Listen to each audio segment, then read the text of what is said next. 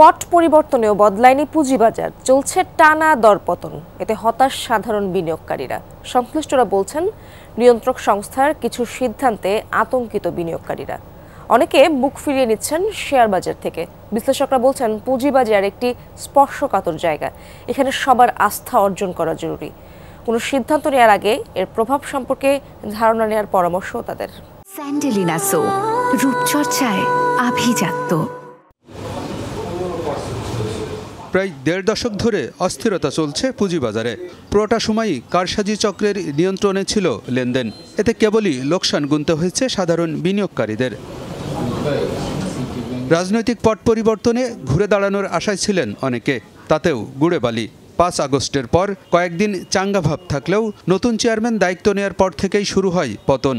২ মাসের টানা পতনে নিঃস্ব সাধারণ বিনিয়োগকারীরা। এ সময় সাধারণ মূল্যসূচক কমেছে ৫৫০ পয়েন্ট, মূলধন হারিয়েছে ৪১,০০০ কোটি টাকার উপরে। ২,০০০ কোটি টাকার লেনদেন নেমেছে ৩০০ কোটির ঘরে।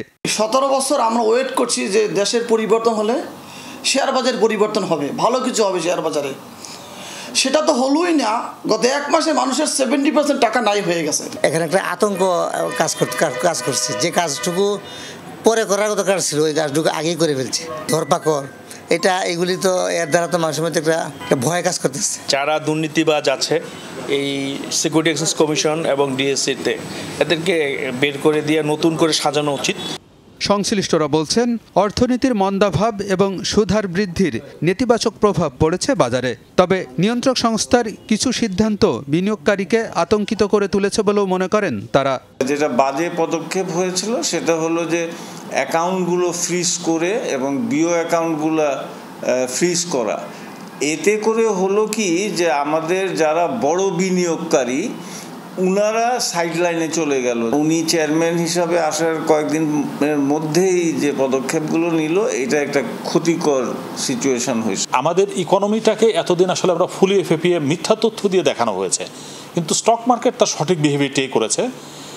যে আসলে স্টক মার্কেট কখনো ভালো ছিল না, কারণ সে ইকোনমির সাথে যাচ্ছিল। এখন যেটা হয়েছে, ইকোনমিতে আসলে খুব একটা বুস্ট আপ হয়নি, যে কারণে হঠাৎ করে যে একটা ভালো কিছু হবে এটা এই মুহূর্তে আশা করা ঠিক হচ্ছে না। বিশ্লেষকরা বলছেন, পুঁজিবাজার স্বাভাবিক করতে নিয়ন্ত্রক সংস্থার ইতিবাচক ভূমিকা গুরুত্বপূর্ণ।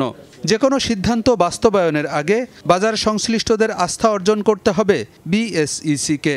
বাজারের যে কনফিডেন্স, আস্থা, এটা অর্জন করতে হবে। আপনি যদি এসে কারোর সঙ্গে কোনো আলোচনা না করে বিভিন্ন সিদ্ধান্ত দিতে থাকেন দ্রুত, যেগুলো সুদূরপ্রসারী ফলাফল ইম্প্যাক্ট আছে, তাহলে কিন্তু আপনার মার্কেট প্লেয়াররা আপনার উপর ঠিক ওই কনফিডেন্সটা পাবে না, এবং সেক্ষেত্রে মার্কেট প্লেয়ারদের আস্থা যদি আপনি অর্জন না করতে পারেন, তাহলে মার্কেটের উন্নতি হওয়ার সম্ভাবনা কিন্তু কমে যায়। পুঁজিবাজার সম্পর্কে কোনো সিদ্ধান্ত নেওয়ার আগে সংশ্লিষ্টদের সাথে আলোচনা করার পরামর্শ সাবেক এই চেয়ারম্যানের। একবার আমি সব কিছু করে ফেলবো, এই যদি অ্যাটিটিউড হয় তাহলে কিন্তু it may be counterproductive. Alamgir Hossain, Jamuna news, Dhaka.